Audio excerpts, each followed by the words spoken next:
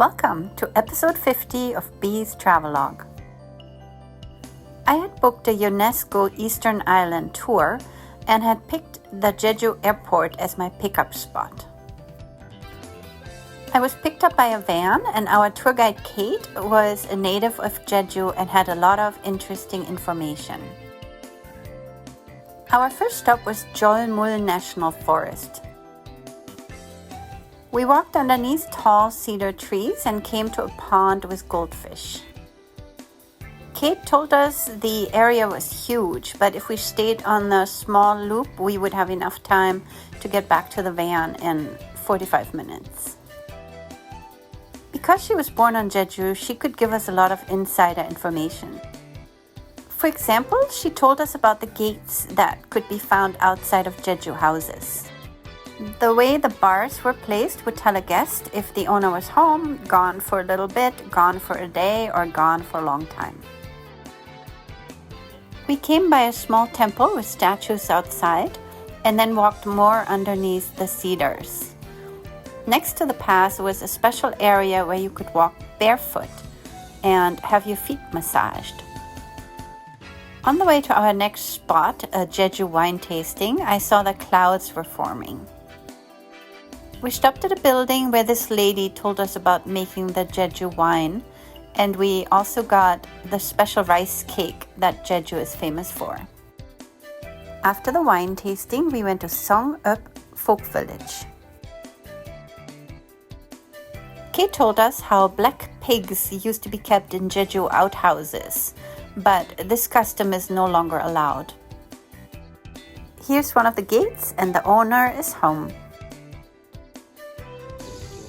Seongeup Cultural Village is one of the oldest continuously lived-in folk villages in South Korea. It still has over 100 families living in these houses today. We walked through the streets, came to the fort, and then came to the 1,000-year-old tree. Really dark clouds were forming in the distance, so I was worried about our afternoon activities, but it ended up being mostly dry. I really wanted to see more of the village and wished I could have just walked around on my own, but we needed to go to lunch. We had reservations at a Black Pig Barbeque. No one else wanted the scallion pancakes, so those were my lunch mostly. Our next stop was Seongsan, an old crater. It was 1:15 and the women divers show started at 2 p.m. at the bottom of the mountain. So we were told we had 45 minutes to get to the top, see everything, and come back down if we wanted to see the show. The crater is about 182 meters above sea level, and there are approximately 450 to 500 steps to climb. As we got higher and higher up, we had a beautiful view of the countryside, and I really noticed how there were very many old craters on the eastern part of Jeju Island.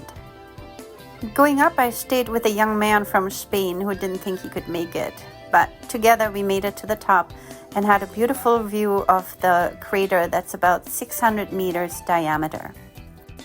We then climbed down more steps to get to the seashore. The Jeju women divers were dressed in the traditional diving gear and performed a song. 안녕하세요. Hello everyone. 해녀 물질 공연을 시작하겠습니다. We will start 해녀 diving performance.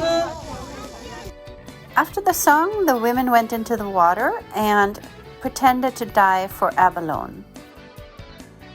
Abalone are sea snails that are very popular in Korea and often eaten with porridge when you're sick.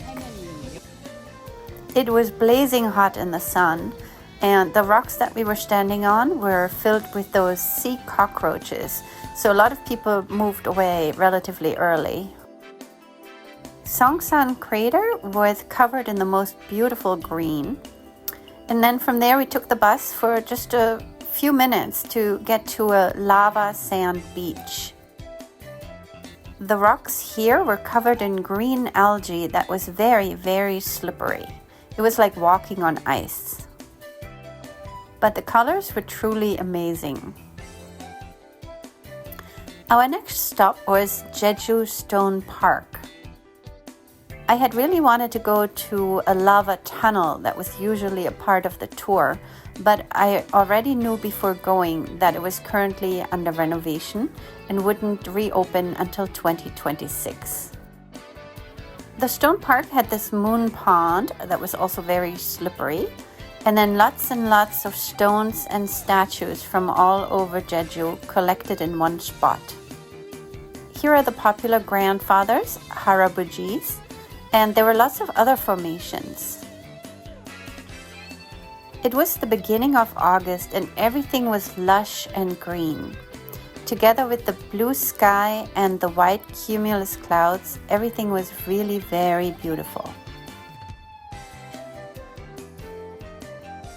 We walked around through the stone formations on these matted walkways.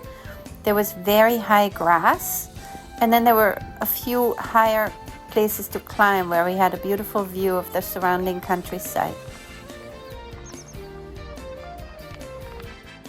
There was a little bird that sat on the top here. There were arches and little caves. Most of it was man-made and transported here, but it was still very enjoyable and I liked this spot a lot. This was our final stop of the day and we were being dropped off again in Jeju. We had a choice of where we wanted to be dropped off and I decided to go back to Dongmun Market. I had wanted to see it during the evening hours and see if it was any different.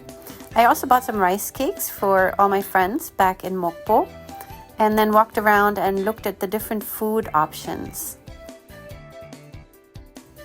There was tteokbokki and lots of souvenirs here, candy packages, and then lots of fried food. Almost everything was around 10,000 won. Here are pork rolls being prepared with a handheld burner. This was very popular. There was a long line. For those of you interested in food, the next few pictures will be really interesting. For me, it was definitely interesting, but most of it was seafood and meats, and none of it really appealed to me. So all I bought was some Jeju orange juice. Then I went back outside the market and headed back toward the shopping street. As before, there was nobody here. I guess everyone was at the beach or at Dongmun Market. I went to McDonald's and had a Big Mac and fries and was very happy with my choice. Then on the way back, I heard some drumming. And as I was going in that direction, I ended up coming to the harbor and saw that the sun was going down. I ended up seeing one of the most beautiful sunsets here right at the shore. Planes for landing at Jeju Airport every few minutes. I kept walking westward toward my Airbnb. I was ready to go home after a long day. But I felt very lucky that I was able to see this fiery sunset. I had not seen the sun set like this ever.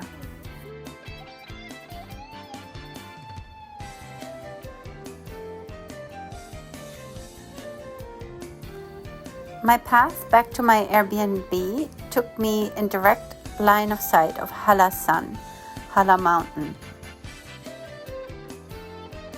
I then walked past the stonemasons with a Hello Kitty statue and kissing giraffes. This was my final evening in Jeju. I had to still pack, get everything ready, and wake up early in the morning to go back to Mokpo. Please join me for the ferry ride home. Thank you for watching.